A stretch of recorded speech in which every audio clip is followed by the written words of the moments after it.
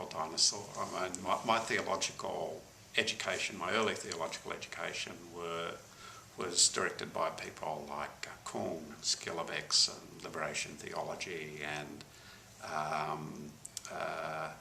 the Casper, but the rise of biblical scholarship and all that sort of stuff that was sort of 70s, 80s. I think since then there's been a sort of counter movement to that.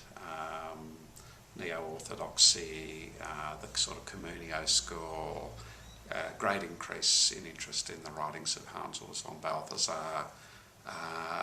This is not something that I've sort of grown up with, so I struggle to sort of come to grips with it. Postmodernism, my interests are sort of more modern, I suppose, in that sense, rather than postmodern.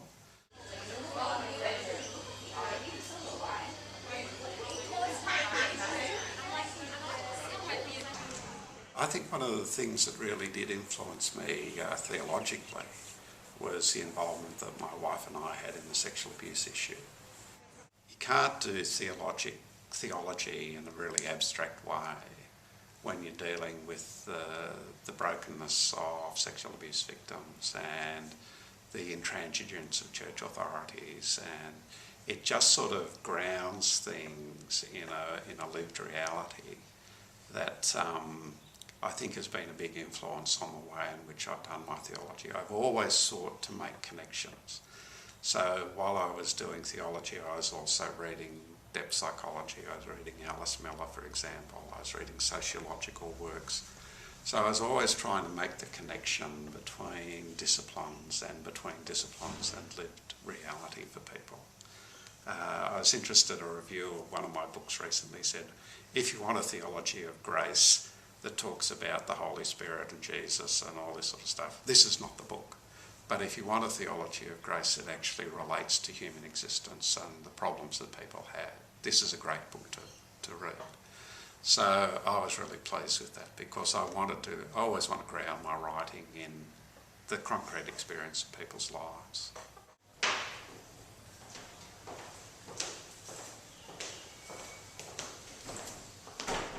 There are big debates, of course, going on around that. I recently had an article in Theological Studies precisely on this continuity and discontinuity debate surrounding Vatican II.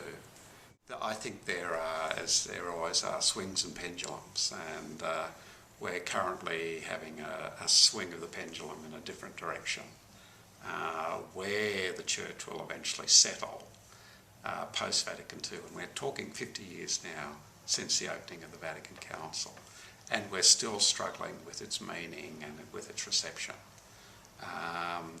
And I don't like the sort of progressive, conservative sort of dichotomy. I think there are a whole lot of different currents and movements in this.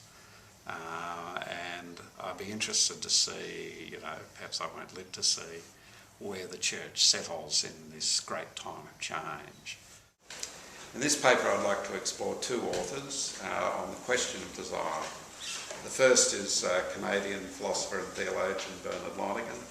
He takes as his starting point the more positive aspect of Augustine's account of desire, seeking to identify a longing for meaning, truth and goodness whose final object can be nothing less than God. There was a stage where I think I'm correct in saying I was the only lay theologian employed in a theological college in Australia. And I think I was the first lay theologian to teach theology. So there had been a lay person employed to teach philosophy, but not theology. And I think that was indicative. I mean, the first job I got was based on, at St Paul's National Seminary, which has since closed, was based on the fact that you didn't need to be a priest to teach theology, and there was a shortage of priests. So I said, well, perhaps I could teach. And then that would free a priest up to do something else.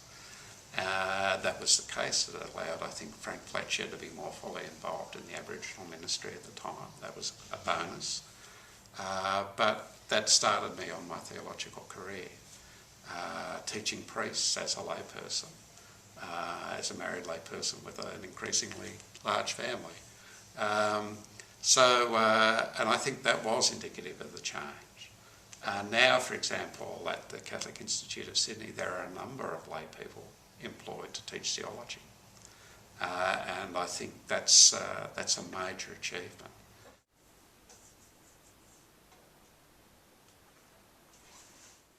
There's been a history, and I was thinking back on this, that I've been involved in it in various ways, of small independent publications that have sought to engage the religious, the political and the cultural to greater or lesser success. So the first one that I became sort of contributing to was National Outlook. So began to write things for National Outlook, I think, in the early 90s. And I think Eureka Street and National Outlook were sort of Sydney, Melbourne sort of rivals, if not counterparts. There was a very, very different feel between the two journals. National Outlook was always done on the smell of an oily rag, whereas Eureka Street was in hard, glossy paper in a nice magazine format with photos.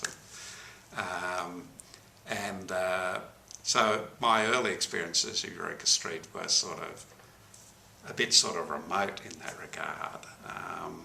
But what those journals did, and then there was Online Catholics, which tried to do the same sort of thing, is provide an alternative voice to perhaps the ecclesial position or to the political environment, to provide non-mainstream opinions to current debates, to important debates.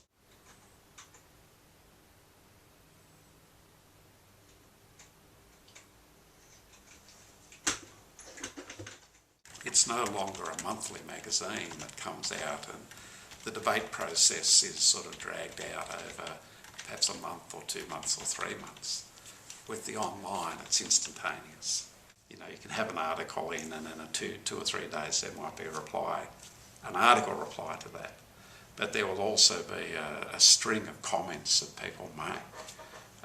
It's a new world of publishing, and it's got its difficulties, I must say. As an author, when you read some of the comments, you think, oh God, did I really want to go through reading these comments? But it does indicate that you know, there is a need for that lively debate, and bringing things to public attention that might otherwise escape that attention.